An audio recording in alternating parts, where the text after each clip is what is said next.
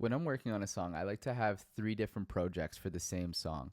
The first one be the arrangement session, and I have one pulled up here. And in this session, this is where you're first starting out, you're creating the idea, you're figuring out what elements you want. You have MIDI in there, you're arranging like the intro, the builds, drops, choruses, all that type of stuff.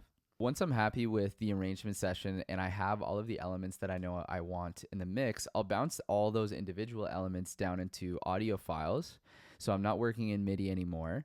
And I'll import all those individual files to a mix session where I can like regroup them together and process the individual channels as groups. And the reason that I do these in two separate processes is because number one, it makes you commit to the idea and you actually move forward with the project. Instead of maybe getting stuck in the creation phase, it actually makes you like print it to audio, commit to the idea and move forward.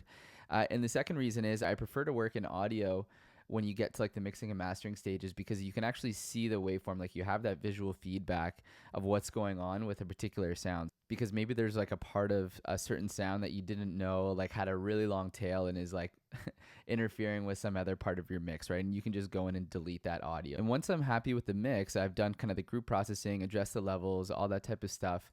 I will solo the individual groups and I'll bounce each one out as its separate stem. So for example, like I have all the percussion here, I would solo the percussion channel and then I would just bounce out all of this together so it's all the percussion in one stem.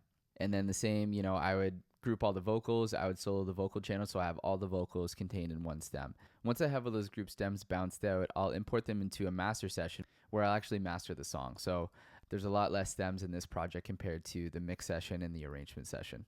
And so having these three different types of sessions, the arrangement session, the mix, and then the final master session, it helps me just like progress with the project and kind of simplify as I go along.